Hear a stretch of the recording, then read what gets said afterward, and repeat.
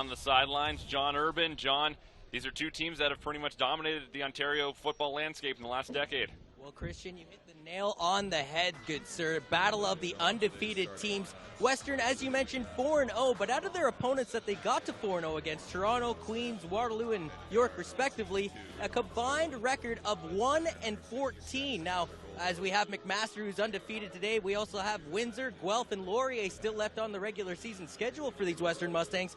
Their combined record, 15 wins and 2 losses. We know these Mustangs had a first week bye, but clearly they played the easier opponents in the OUA, and the mountain only gets steeper from here going into the postseason, guys. Thanks, John.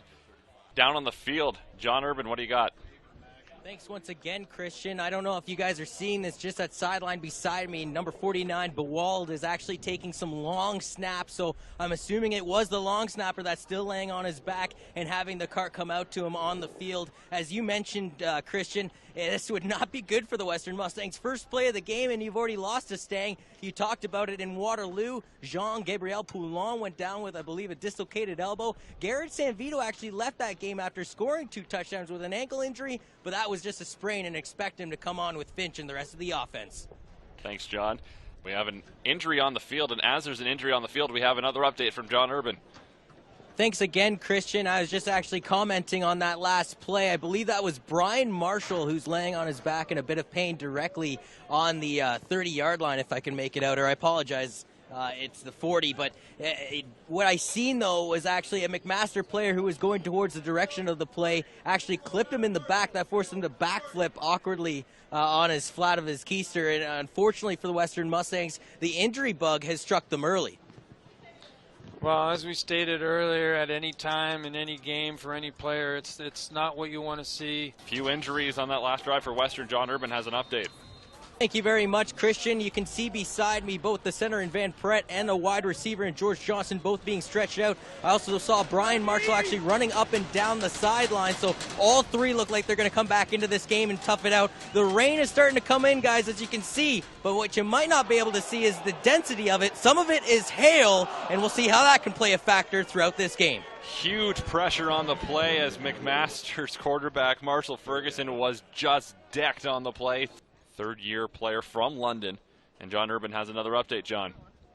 Thank you again, Christian. As you're talking about the McMaster Marauder who's down, he is grabbing his right ankle in a lot of discomfort right now. I wanted to touch a little bit on the rivalry between these two teams now that we have a break in the action. The Western Mustangs have a historical record of 47-17 against these McMaster Marauders, but the rivalry heats up a bit. In the last 10 competitions, they're 5-5 against each other. Last year, they were eliminated by the Western Mustangs, who were the McMaster Marauders. The year before that, it was flipped. Neither of these teams like each other, and expect more of the hate to continue as this football game wears on. Thanks once again, Christian. As you're seeing on the sidelines, Matt Uren is having his left knee attended to. He had no weight, and I mean absolutely no weight put on either leg as he was being carried off to the table. This could be bad, but we did see something similar to this last week in Waterloo with Garrett Sanvito going down. It looked like it was really serious, and it ended up just being a sprain, and he's in the game today. So you never know with the sport of football. Nigel? What a catch there by Max Cameron on a bit of a wheel route. And it's John Urban's been a busy boy today. John, what do you got now? Yes, I definitely have, and you know what? That's not normally a good thing, Christian, because that means the injury bug has hit us. As you see behind me, Matt Uren getting his left knee iced right now. He was shaking his head. I think he's doubtful for the rest of this game. That's a safe thing to say. This very well could be a Yates Cup rematch, or a Yates Cup final, I should say, a preview of it. There has never been a Yates Cup not featuring Western or McMaster since 2006. A big gain by Will Finch. He's knocked out of bounds late on the play, and they're going to throw a flag right in front of the McMaster bench on Urban. Thanks once again, Christian. You guys were just commenting on Matt Uren, the London, Ontario native. The St. Thomas Aquinas product is now being replaced by Adam Sinclair. He's from London, too, and a Mother Teresa Spartan product. So those two used to battle it out in their high school days. Now they're lucky to have each other as teammates to pick each other up. Uren does have his knee heavily iced right now, and as you can see on the sideline, he is wearing a jacket. Chances are the St. Thomas Aquinas native has seen his time set today. 2nd and 1 for Western, and they bring in the big boys. We go to the sideline with John Urban with Coach Marshall. Thanks, guys. Here with Greg Marshall. Your team is up by 2 heading to the locker room, but I got to ask you this question. Last week, you're facing a team that didn't have a win on the record. This week, you're facing a team that's undefeated. How do you mentally prepare your team for such a change? No, it's another game. It's a game in the regular season that we're coming out here trying to win.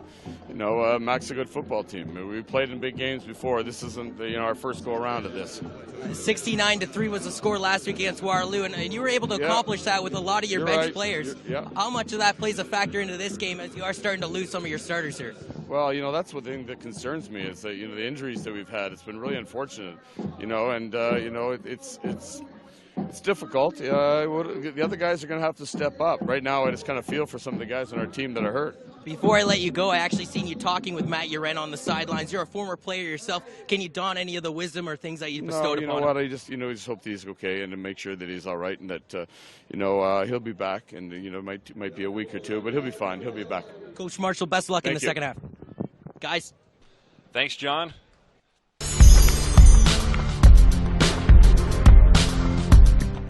Going to your first ever Vanier Cup? Well, it's pretty exciting. I think it's obviously the thing that every university player in Canada dreams about. That's what we're playing for. Dwayne Ford shined on the campus from 1987 to 1990. During his time at Western, the Purple and White would only lose one regular season game. He was selected twice as the Mustangs' most valuable player and co-captained the 1989 squad, which would go on to capture the Vanier Cup. After playing in the CIS, Dwayne would go on to play 12 seasons in the CFL, a career which included a consecutive game streak of 150 contests spanning over 8 seasons. Scoring some points, Ford barrels his way, breaking tackle after tackle, and still tackle after tackle. He's still on his feet. Ford down to the 10-yard line. Playing for Hamilton, Toronto, Winnipeg, and Calgary, the team he started with and would captain for 4 years. He would make 5 appearances in the Grey Cup, winning the championship twice. In 2008, things would come full circle as he started working with TSN. Hello, football fans, particularly Canadian football fans. I'm Rod Black. Welcome to Dwayne Ford's Canadians. This would be Dwayne Ford. Being a color commentator for games and a CFL analyst, getting to talk about a sport in which he was truly successful at in all levels. For all of his accomplishments, he's been inducted into the Mississauga Hall of Fame. Dwayne Ford is a Mustang to remember. And we have an update down on the sideline with John Urban. John.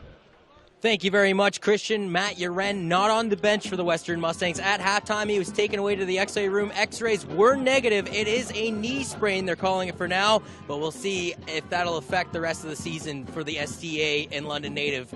Matt Uren, back to you guys in the booth. That's a tough loss if he's out for an extended period of time. Thanks once again, Christian. If you look just over my left shoulder, you will see one of the Marshalls, Tommy Marshall, who appears to be a little shaken up after that last drive. If you remember correctly, at homecoming, he actually dislocated his shoulder, came back in and continued to play. Zach Medeiros was 7 for 10 on field goals coming into this game. He's perfect on today. He was 2 for 4, 50% from 30 yards or more. Guys? It looked like O'Connor had a chance. Lead here for the Mustangs. The rain starting to come back in chunks as hail's falling all around me down here, Christian, so watch out up there in the play booth. I wanted to talk about Ryan Northfield for a minute. He's standing out in a good way other than all the other Mustangs. He's wearing the pink socks and the pink handband to match the pink flags that the referees are throwing around today for Breast Cancer Awareness Month. I talked to Ryan real quickly. He said not only is it for breast cancer awareness, it's also for gender equality and everything else going wrong in the world. Thanks, guys, and back to you in the booth. Wayne Moore, again, I noted this earlier, on first down, it seems like he's getting huge chunks, but we know it's no yards, so we go down to John Urban with an interview. John. Thanks once again, Christian. Here with one of the running backs for the Western Mustangs, number 5, Alex Taylor, who got his first ever touchdown in the purple and white uniform against the Waterloo Warriors last weekend. First, just take me through that marker, Alex. It was a beast of a run. It was pretty simple. I mean, the offensive line opened it up pretty well, and then my fullback, David Mackey, made a beautiful block, and from there it was daylight. Does it feel like a bit of a monkey off the back, though, to get the first TD out of the way? Yeah, I think so, and I didn't really get off to the greatest start. I mean, I fumbled the ball at the beginning of the game, so to come back and score a touchdown was nice. Definitely made up for that fumble with the second half touchdown. I got to ask you this question before I let you go. The team's undefeated right now, and you got to ask the question, what does it feel like to be a Western Mustang and to be a part of this outstanding football program?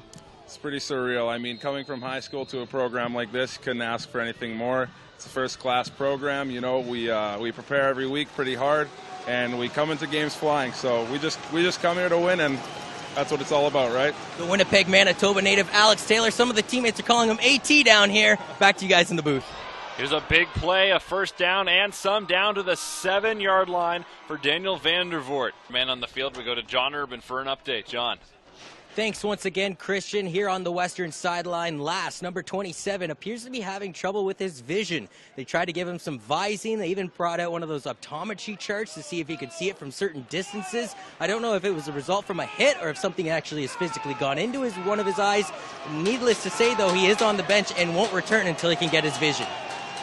Will Finch heads back in, and Stevenson Bone gets a massive applause from the audience.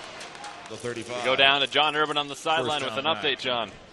Thank you once again, Christian. You just mentioned it. Mr. Sun has decided to shine on us for the first time in this football contest. We've seen rain, we've seen hail, we've seen the slushy stuff, but good thing that Mr. Sun is now out, and it's going to maybe play a factor in it when you consider these players have played in nothing but gray and cloudy skies and rainy weather leading up until now. Guys?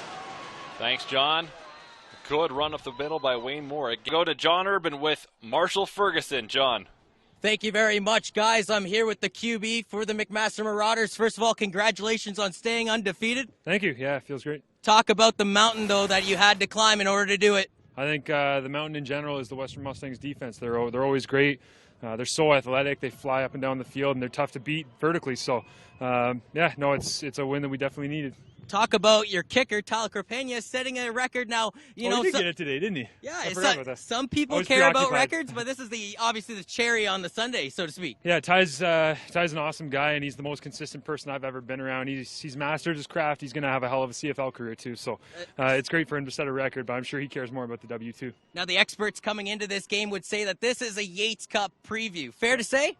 There's a couple other great teams in this league. You know, I haven't seen scores from today. I know Guelph and Windsor were playing. That's a big one. But when you're looking at the league, I think Western's going to be there every single time. And, you know, it's not like our guys are hooping and hollering, running off the field, because we know we're going to play them again. So there's nothing wrong with that. McMaster and Western have been featured in the Yates Cups all the way back to 2006. I got to ask you this question before I let you go. Yep. Heading into the postseason from here on out, considering you guys all but have first place locked up, how does your momentum go in the team locker room? Are you guys excited and popping champagne already, or you still got a mountain to climb, so to speak? Well, first of all, we got Laurier and Western to play, they're great teams. I have a lot of respect for their coaching staffs and all their athletes. I'm buddies with a lot of guys in those teams, so they're going to be tough in the next 2 weeks. But moving forward, you know, we're in our bye week now. It's time to reevaluate how we can get even better and, you know, come back with the last 2 weeks of the regular season and be ready to fire it up and get after this thing, because we got a hell of a locker room, a lot of character, a lot of great guys. So I'm looking forward to getting after it. The quarterback for the McMaster Marauders, Marshall Ferguson, congratulations on staying undefeated and handing Western's first loss of the year. Thank you very much. Appreciate it, man. Guys, as you can imagine, the McMaster Marauders are excited, to say the least, with their victory that they have pulled out today. Marshall Ferguson was an absolute beast, and he had to be coming into this game. He's going up against one of the best quarterbacks in the country in Will Finch, and maybe Nigel can touch on this before we leave today, but at homecoming, it was about interceptions with Will Finch, and today it really seemed like the sacks started to really play an effect.